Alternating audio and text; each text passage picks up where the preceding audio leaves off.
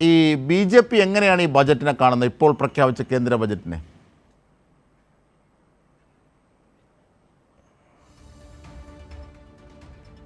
തീർച്ചയായും പ്രായോഗികമായൊരു ബഡ്ജറ്റാണ്. ഒറ്റ നോട്ടത്തിൽ പറഞ്ഞാൽ പ്രായോഗികമായ ബഡ്ജറ്റാണ്. ഈ ബഡ്ജറ്റിൽ എടുത്തു പറയത്തക്ക ഒരു കുഴപ്പങ്ങളും ഞങ്ങൾ കാണുന്നില്ല. രാഷ്ട്രീയമായിട്ട് കൃത്യമായി അതിനെ അക്കമിട്ട് നിരത്തണം. എനിക്ക് മറ്റതികളിലേക്ക് പോകണം, ചുരുക്കി അക്കമിട്ട് നിരത്തണം. എന്തൊക്കെയാണ് നിങ്ങൾ കേരളത്തിലെ ബി.ജെ.പി. ഈ ബജറ്റിൽ കാണുന്ന ഗുണം? കേരളത്തിൻ്റെ ആവശ്യങ്ങൾ അംഗീകരിച്ചോ? മറ്റ് കേന്ദ്ര ബജറ്റിൻ്റെ ഗുണപരമായ രാജ്യത്തെ ബാധിക്കുന്ന വശങ്ങൾ? ഞാനൊരൊറ്റ കാര്യം പറയാം. ആദ്യം ഒന്ന് പറയാം. ഞാനൊരൊറ്റ കാര്യം ആദ്യം പറയാം. നോക്കൂ, കഴിഞ്ഞ കേരള ബജറ്റിൽ ഞാനിപ്പോൾ തന്നെ പരിശോധിക്കുകയായിരുന്നു. 1.9% കേരളത്തിലുള്ള വിഹിതം ഉണ്ടായിരുന്നത്. ഷെയർ പേഴ്സൻറ്റേജ് ഓരോ സ്റ്റേറ്റിനും എടുക്കുമ്പോൾ നോക്കൂ, ഈ പ്രാവശ്യം അത് 2.382% വന്നിരിക്കുകയാണ്. നോക്കൂ, അപ്പോൾ തീർച്ചയായിട്ടും പ്രീവിയസ്ലി ഇറ്റ് വാസ് 1.9. നോക്കൂ, അത് ഈ പ്രാവശ്യം 2.382%. അപ്പോൾ കഴിഞ്ഞ ബജറ്റിനേക്കാൾ ഈ നമ്മുടെ കേരളത്തിന് കൂടുതലാണ് നമ്മുടെ എല്ലാ ഷെയറും കിട്ടിയിരിക്കുന്നത്. മാത്രമല്ല, ഈ കേരളത്തിന് പ്രത്യേകമായിട്ടൊന്നും എടുത്ത് കിട്ടിയിട്ടില്ല എന്നാണ് നിങ്ങൾ പറയുന്നത്. നോക്കൂ, എന്തൊക്കെ കാര്യങ്ങൾ ഇന്ത്യയിലെ ഒരു സംസ്ഥാനത്തിന് ഇപ്പോൾ കേരളത്തിന് എന്തെങ്കിലും പ്രത്യേകമായി കിട്ടിയിട്ടുണ്ടായിരുന്നെങ്കിൽ നിങ്ങൾ എന്താ പറയുക?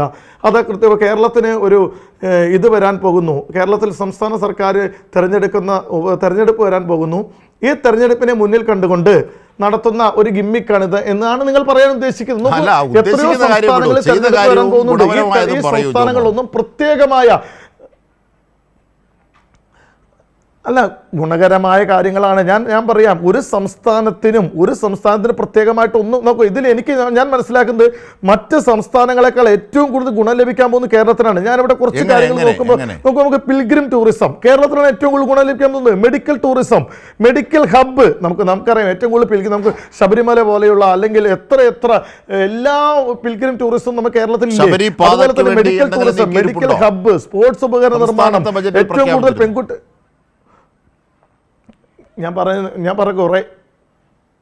ഞാൻ പറയുന്നത് ഇപ്പൊ നിങ്ങൾ ഉദ്ദേശിക്കുന്ന അതിവേഗ റെയിൽവേ ആണെങ്കിൽ ഈ അതിവേഗ റെയിൽവേ ഒരു പഠനം നടന്നുകൊണ്ടിരിക്കുകയാണ്.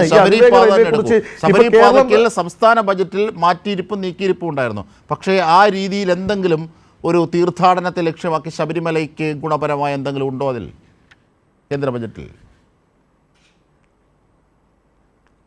ഈ ശബരിപാതയുടെ കാര്യമൊക്കെ പ്രത്യേകമായി ബജറ്റിൽ പ്രഖ്യാപിക്കേണ്ട ഒരു കാര്യമല്ല. അത് പ്രത്യേകമായി വരുന്ന ചില കാര്യങ്ങൾ പ്രഖ്യാപിക്കുന്നതാണ്. ഇപ്പോൾ ഞാനൊരു കാര്യം പറയാം. നോക്കൂ, നിങ്ങൾ ഇപ്പോൾ ഈ എല്ലാ ചാനലുകളും ഭയങ്കരമായി അധിക്ഷേപിക്കുന്നുണ്ട്. ഞാൻ നോക്കിയിട്ട് ഇവിടെ ഇപ്പം എയിംസ് തന്നിട്ടില്ല എന്നൊക്കെ പറഞ്ഞ് വളരെ ഇപ്പോൾ എയിംസിൻ്റെ കാര്യം നിങ്ങൾക്കും അറിയാം, എനിക്കും അറിയാം. നോക്കൂ, നമ്മൾ 3 സ്ഥലങ്ങൾ ഞാനവിടെ കൃത്യം നോട്ട് ചെയ്തിട്ടുണ്ട്. 3 സ്ഥലങ്ങൾ നമ്മൾ എയിംസിന് വേണ്ടി ഇവിടെ എടുത്തു കൊടുത്തു. ഈ കിനാലൂരുള്ള വ്യവസായ വകുപ്പിൻ്റെ സ്ഥലമാണ് അതിൽ നൽകിയത്.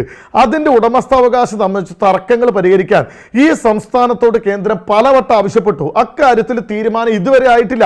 നോക്കൂ, ആ തീരുമാനം ആവാതെ എങ്ങനെ കേരളത്തിൽ ഒരു എയിംസ് അനുവദിക്കാൻ കഴിയും? ഇവിടെ രണ്ടാമത് നിങ്ങൾ കൃത്യമായി പറയുകയാണ്, എയിംസ് ഇവിടെ അതിവേഗ റെയിൽ നമ്മൾ തന്നെ കേരള സർക്കാർ തന്നെ മുന്നോട്ട് വെച്ചൊരു പദ്ധതിയുണ്ട്, RRTS എന്നത്. അവിടെ ആ പദ്ധതി ഇതുവരെ കേരള ഗവൺമെന്റ് കൂടെ പങ്കാളിത്തത്തോടെ നടപ്പിലാക്കേണ്ട ഒരു പദ്ധതിയാണ്.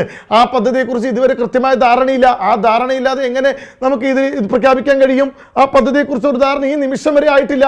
ഇപ്പൊ ഈ ശ്രീധരൻ സാർ ഒരു ഭാഗത്ത് പഠനം നടത്തിക്കൊണ്ടിരിക്കുന്നു, അതിന് അദ്ദേഹത്തെ നിങ്ങൾ പരിഹസിച്ചുകൊണ്ടിരിക്കുന്നു.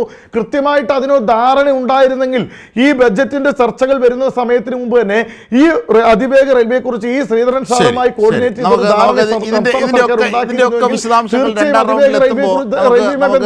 കൃത്യമായി അതിനെക്കുറിച്ച് വിവരിക്കാം. ഞാൻ വെയിറ്റ് ചെയ്യൂ ജോമോൻ ചക്കാലക്കൽ.